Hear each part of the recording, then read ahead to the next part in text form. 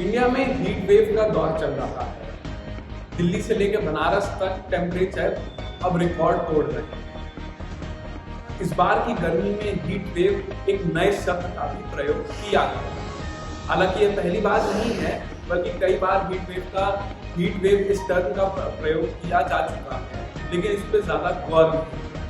अब गर्मी की वजह से लोगों को उनके आवागमन और रोज की दिनचर्या में असुविधाओं का सामना करना पड़ रहा है। इस बार गर्मी ने तो बीते कई सालों के सारे रिकॉर्ड तोड़ दिए। तो आइए आज इस पर्यावरण दिवस के मौके पर ये जानते हैं कि इस बार की गर्मी खतरनाक ही नहीं बल्कि जानलेवा भी क्यों। तो चर्चा शुरू करने से पहले आइए पहले कुछ आंकड़ों पर गौर कर लेते हैं जो इस बात की गवाही दे रहे हैं कि इस बार की गर्मी जानलेवा। गर्मी की वजह से देश के कोने कोने में लोगों की मौत हुई है और आंकड़े कुछ ऐसे हैं। उत्तर प्रदेश में 164, बिहार में 73, दिल्ली में 1, राजस्थान में 5, झारखंड में 7, उड़ीसा में 10, आंध्र प्रदेश में 2 और महाराष्ट्र में 12 लोगों की मौत। यह आंकड़े एक अनुमानित आंकड़े हैं जो प्रतिदिन अब बढ़ते ही जा रहे हैं। हालांकि इनका जो सस्पेक्टफुल रीजन है, यानी वह कारण जिसकी वजह से मृत्यु हुई, वो गर्मी बताई जा रही है और गर्मी से होने वाली तमाम बीमारियां भी बताई जा रही हैं, जिसका मूल कारण इस बार की गर्मी। लेकिन हाल सिर्फ इंडिया का ही नहीं है, बल्कि मैक्सिको में भी हीट वेव के चलते करीब 60 लोगों की मौत हुई।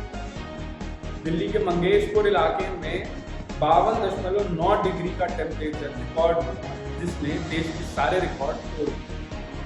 इस बार की हीट वेव और रिकॉर्ड तोड़ टेम्परेचर ये जाहिर कर रहे हैं कि अब मौसम का ताना बाना बिगड़ता जा रहा है और इसका मुख्य कारण है क्लाइमेट चेंज और ग्लोबल वार्मिंग। मानवीय कारण यह कहते हैं कि लोगों को रहने के लिए बड़े घर चाहिए, चलने के लिए बड़ी सड़कें चाहिए, लेकिन यह घर और सड़कें जिन पेड़ों को काट के बनाई जा रही है, उस पर किसी का ध्यान नहीं जा रहा और वही कारण है इस बार के हीट वेव का। तो आइए आगे समझते हैं कि ये हीट वेव आखिर होता क्या। WHO की एक रिपोर्ट से पता चलता है कि 21वीं सदी की शुरुआत से ही अर्थ का ग्लोबल एवरेज टेम्परेचर लगातार बढ़ता चला है और इन्हीं रिपोर्ट में से एक ये भी बयान करती है कि इंडिया में हर साल 5 से 6 हीट वेव होते हैं। ये हमें गर्मी के मई और जून महीने में समझ आते हैं, लेकिन 2024 में सारे रिकॉर्ड तोड़ते हुए इस बार इंडिया में IMD ने हीट वेव अप्रैल में ही डिक्लेयर कर दी। ऐसे में हमें यह समझना जरूरी है कि आखिर हीट वेव जानलेवा क्यों। इससे लोगों को उनकी दिनचर्या में एक बड़ा बदलाव देखने को मिलता है। गर्मी के मौसम में दिन लंबे होते हैं और रात छोटी। वहीं दिन की झुलसती गर्मी में लोगों के लिए काम करना कठिन हो जाता है। यह एक कारण है जिसमें लोगों का फिजियोलॉजिकल पैटर्न बदलता है। वहीं धरती का टेम्परेचर बढ़ने से नेचुरल वाटर बॉडी पर वेपराइजेशन का इफेक्ट काम करता है, जिससे पानी भी सूखता चला जाता है और आखिर में पानी की डिमांड पूरी करने के लिए नेचुरल वाटर बॉडी पर उनके ऊपर स्ट्रेन बहुत ज्यादा पड़ता है।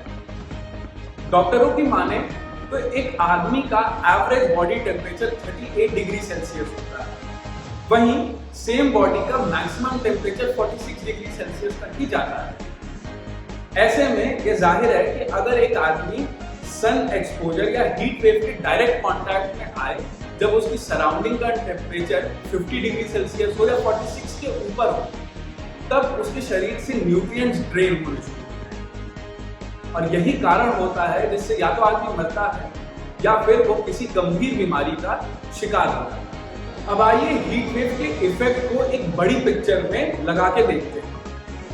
क्या होता है, एक आदमी गर्मी के समय कम काम करता है क्योंकि वो हीट वेव या धूप के डायरेक्ट एक्सपोजर में रहता है, तो उसके एनर्जी लेवल लगातार घटते जाते हैं। वहीं वह आदमी जब उसके शरीर के हिसाब से अनुकूल टेम्परेचर उसे मिलता है, तो उसकी लेबर प्रोडक्टिविटी ज्यादा होती है। ऐसे में गर्मी के समय किसी भी आदमी की लेबर प्रोडक्टिविटी कम हो जाती है, जिससे देश की GDP को भी डायरेक्टली या इनडायरेक्टली नुकसान पहुंचता है। हीट वेव का दौर इस साल अप्रैल के महीने से ही शुरू हो गया था और बीते कुछ सालों से बढ़ते टेम्परेचर ये सिग्नल दे रहे हैं कि आगे आने वाले सालों में भी अर्थ का औसत टेम्परेचर यानी एवरेज टेम्परेचर बढ़ता चला जाएगा। तो ऐसे में हमें जरूरत है हीट एक्शन प्लान की, एक ऐसी प्रणाली जो कि इंसानों को सन और हीट वेव से होने वाले डायरेक्ट एक्सपोजर के कांटेक्ट में आने से जो बीमारियां, जो